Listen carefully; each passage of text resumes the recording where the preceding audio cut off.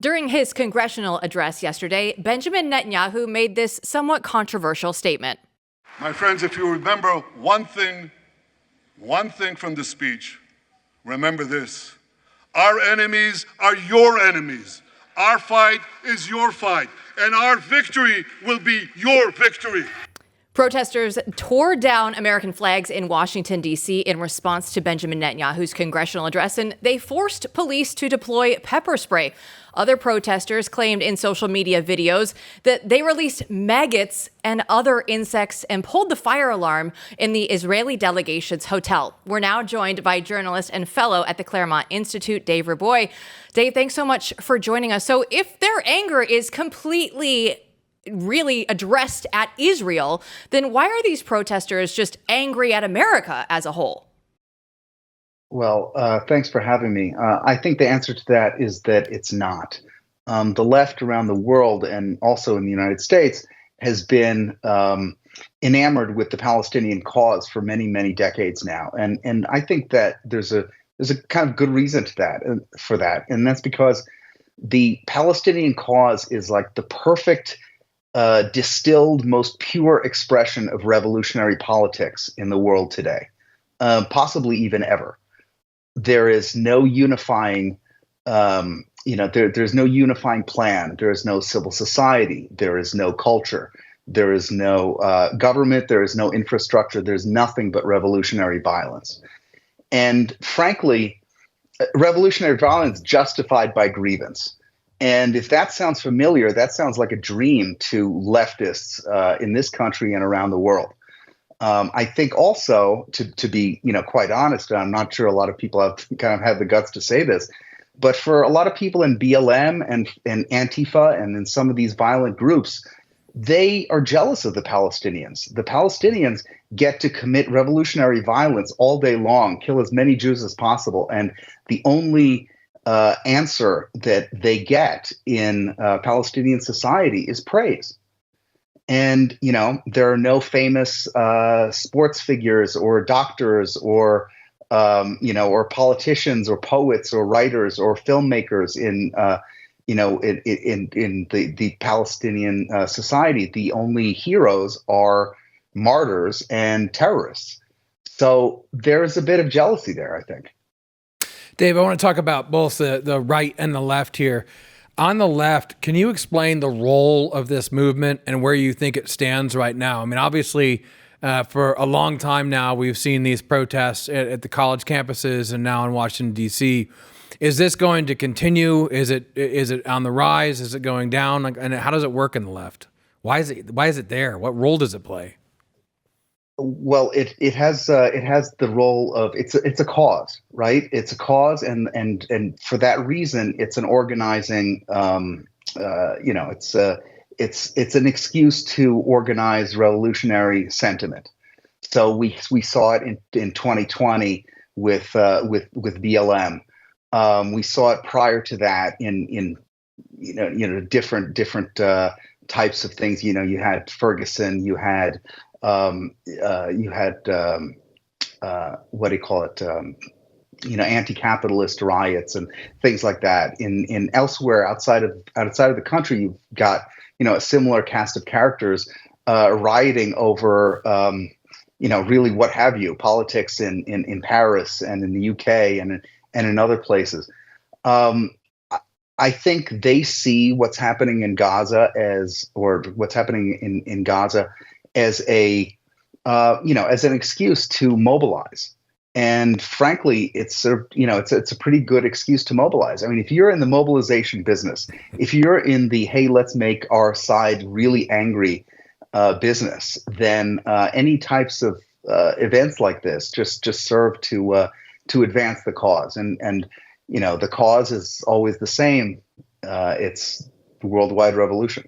Well, Dave, the last 3 weeks or so, we have seen so many crazy headlines in the news. And part of this is what we're referring to as well. Is there any historical context that you can place around this to say, no, it's not just happening right now. We've seen something like this before. Well, I mean, the easy comparison is Germany in the 1930s. in as far as the sentiment towards Jews goes. I think it's completely apt to to make that kind of comparison. Maybe not in terms of the kind of state sanctioned side, but definitely in terms of the sentiment out on the street.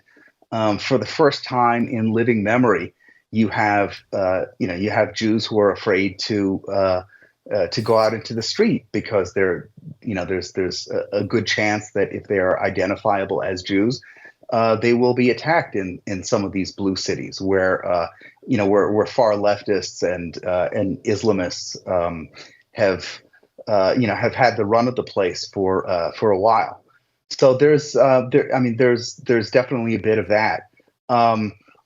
We're coming up to a big, very important election, and I think that a lot of folks who follow Antifa will tell you that the Gaza protests were it was a warm up, and it's a warm up that still continues. But every once in a while, you have to excite the troops. Every once in a while, you have to remind people that there are things that that you need to get in the streets about, and I think that's how they see it.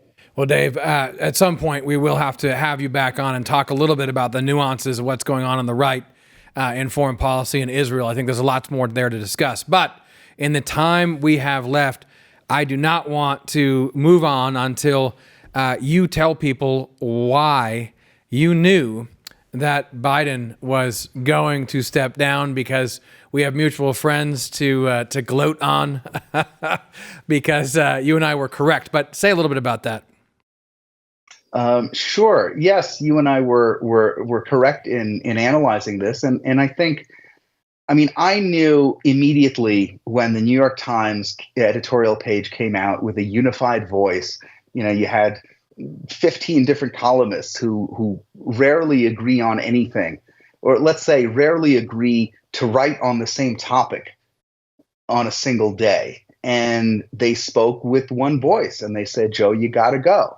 And it wasn't like, "Hey, Joe, maybe you better think about going, maybe reassess this." It was like, "Nope, out the door."